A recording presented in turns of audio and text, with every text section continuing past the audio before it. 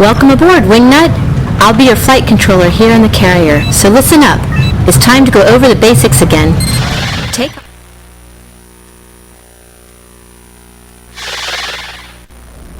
Get ready!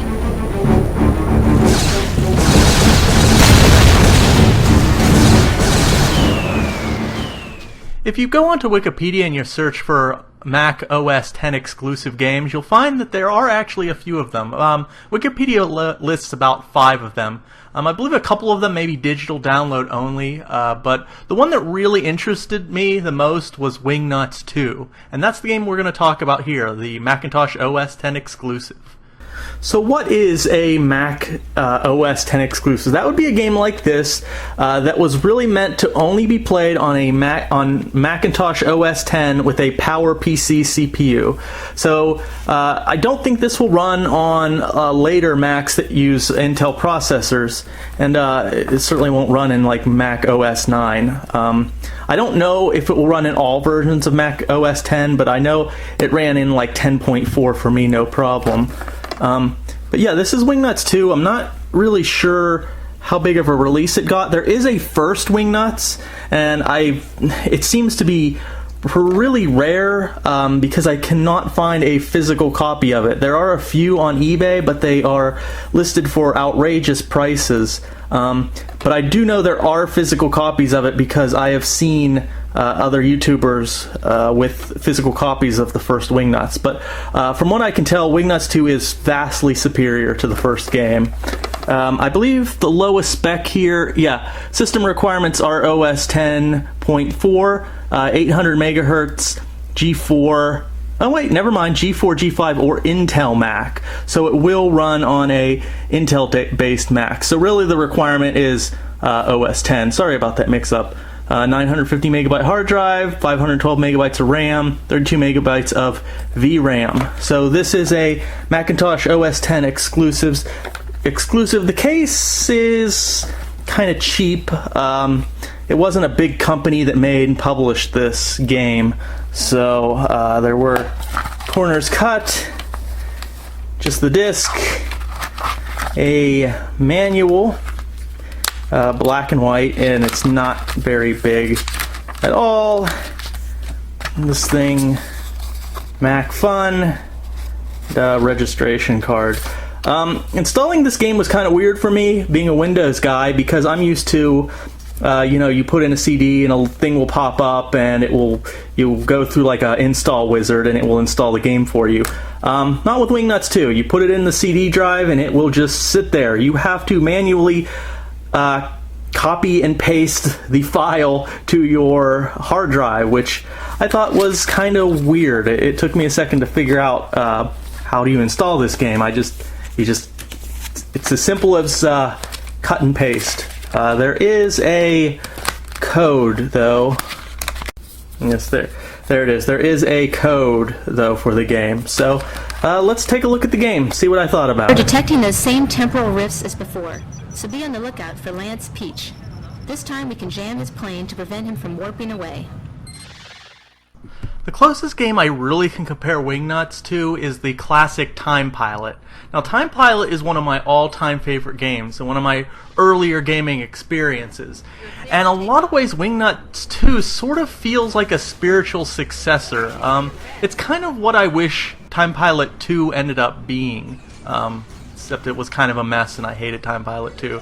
But yeah, this is more of a top-down Time Pilot. That's probably the best closest sort of analogy I can make to compare it to another game or comparison. Basically, the plot of Wingnuts 2 is you're on this flying aircraft carrier and you're traveling through time to different time periods and shooting down other planes. And you're using different planes as you advance in the game. You get planes from newer time periods. You start out with kind of World War II era planes, and you end up with modern fighter jets. And the same thing happens with the enemies. They end up getting newer models of airplanes as the game progresses. And that's mostly the gist of it. You're trying to stop the infamous Baron von Stopwatch, clever, and all his cronies from disrupting time. Basically the goal is to shoot down a certain number of airplanes and then defeat a boss, and then move on to the next time period and or area. Sometimes there are sort of missions that come with the game, other than just shooting down a certain number of planes. Sometimes you have to collect crates or destroy certain specific targets, but generally it's just shooting down a unspecified number of aircraft and or ground units, defeating a boss, and moving on. You will die and be defeated if all of your airplanes are destroyed, or if your aircraft carrier base is shot down, which doesn't happen too often as it's pretty well armored. About every 5 or 6 missions, at the end of your stage, you bomb a black hole or a time ripple appear, and you end up bombing it, and you'll get some new airplanes. And there's a little bit of strategy on what planes to use. Some are better at anti-air, and some planes are better at ground attack. Enemy aircraft also vary, from World War I fighters and blimps to World War II fighters, all the way up through the Vietnam era to modern times with stealth bombers and various fighter jets. Bosses can be interesting. They range from large aircraft to battleships to different kinds of tanks, as well as these sort of snake-like aircraft that seem to be a reoccurring theme throughout the game. If you couldn't tell already from the plot, Wingnuts 2 definitely does not take itself too seriously. This becomes very evident, sometimes annoyingly so, during boss fights, when the boss, usually Baron von Stopwatch, bombards you with ridiculous quotes. See ya! Why do you fight for the losing side, Wingnut? Join the Baron! I am your father. No, we have a dental plan. All of this time warping is giving the Baron indigestion. I need a pep though. You are like the little birdie to me. Tweet, tweet. You will be destroyed, Wingnut, and I shall watch the show. Bring the Baron popcorn. No butter. Well, maybe just a little butter. You're fast like the bunny rabbit, but this robot plane is big enormous. I trademarked that. Big enormous, yeah. It's the end for sure. You wouldn't hit a girl with glasses, would you? I have dreamt of this day, Wingnut. I have also dreamt of Tony Danza in a jacuzzi, but that one I don't talk about. And if that wasn't enough for you, there's also some pretty ridiculous cut screens Welcome sprinkled back, throughout Lance. the game. We've saved a room for you. I hate you guys! Shenanigans. Wingnuts 2 controls well enough, even with a keyboard. The sound and music is alright, decent, nothing to write home about or super memorable except for that intro tune, but it's not bad. The visuals are pretty good too for what it is. Particle effects are actually pretty nice sometimes. The problem I had was there was some slowdown for me, even on a G4 at 1.25 gigahertz. This happened a lot when there were a lot of enemies on screen firing their weapons, and it also happened during a lot of boss battles when a boss would be defeated and it would explode, and there was a lot of particle effects going on. I would get a lot of slowdown at that point. So that's something to take in consideration. I'm sure this game would run a lot better on a G5 system or later. The game does have some major and minor issues, though. Really, for the minor issue, the only thing is I didn't like how time progressed, and this is mostly for my affinity for the original Time Pilot. See, in Time Pilot, you would go through the different eras, and you had one jet, it was a fighter jet, but you fought enemies specific to that era. So World War I, it was biplanes, and then World War II, like the 40s, it was, monoplanes, and then jets in the 60s or 70s, I think, and helicopters, and so on and so forth. But in this game, you are constantly, with a few exceptions, such as when you go back to the Jurassic period, and there's, like, dinosaurs, you're basically going to all these different time periods, and it really looks the same. It's the same kind of generic maps, but you're just fighting a mixed match of enemy fighter planes. They're not really specific to the era.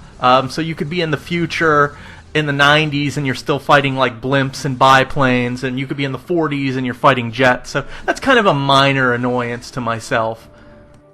Another minor annoyance is landing on your flying aircraft carrier. See, you have a fuel gauge in the game as well as shields. If your shields get to 0, you crash. Obviously your shields are depleted through enemy fire and hitting obstacles, but your fuel kind of runs down as you fly around, and if you use your afterburners to go faster, you lose fuel faster. It's not usually too much of a problem, and there's lots of fuel goodies floating around that you can pick up that will give you fuel while you're in flight, but sometimes trying to land on your carrier as it's constantly moving can be pretty difficult, especially when it's being swarmed by a ton of enemy planes. One more serious problem I had with the game is just stages and boss fights just tend to run on too long, and sometimes there's really no clear objective. Sometimes with a level, really the objective is just blow up stuff, shoot down planes and destroy ground targets and just fly around and shoot stuff till the boss shows up, but unfortunately sometimes it seems to take a very long time for that to happen, and there's a lot of times playing I was kind of left confused, like, is there something else I have to do? I think this could have been solved with a simple meter that told you how many enemies you had to destroy for the boss to show up. I mean, even the original Time Pilot had a little meter that, you know, would show you how many planes you had left roughly to destroy before the boss showed up, and there's nothing in this game to give you an indication, except at least nothing I found, and I looked pretty hard and I read through the manual and I couldn't find anything. So that was really kind of an annoyance to me, because, you know, after you destroyed all the ground targets and kind of major targets, a lot of stages I just fly around the carrier and just try to take out airplanes, but sometimes it just seemed to take a really long time for the boss to show up. The final problem I really had with the game is as you're playing, the planes you start out with, the earlier planes, become more and more useless. And I mean, that kind of makes sense, but it seems like it boiled down to having just 1 or 2 good planes that you kind of level up, because you can level up guns, missiles, and bombs in this game.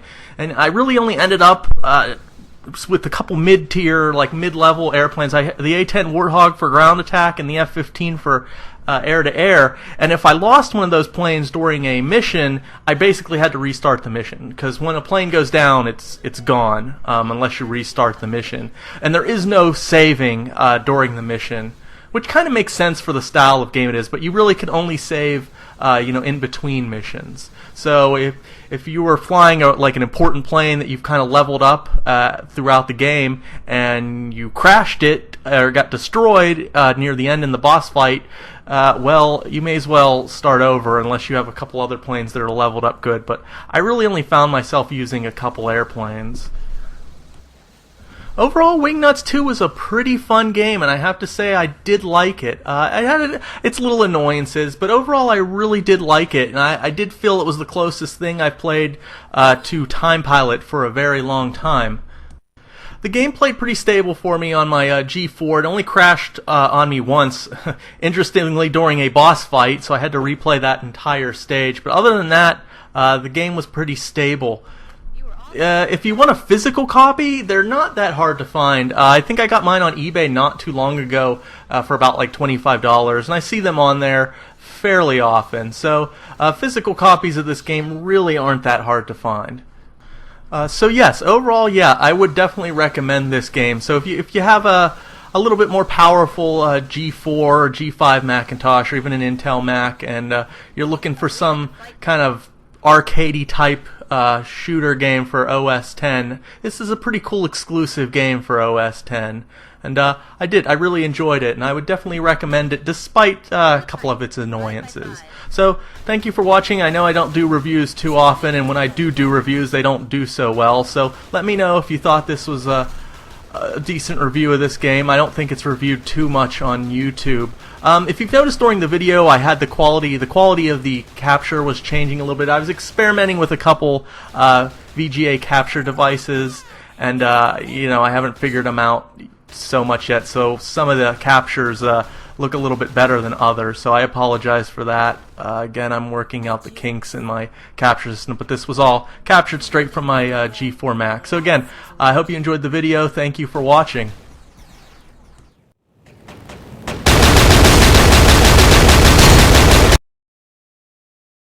Shenanigans.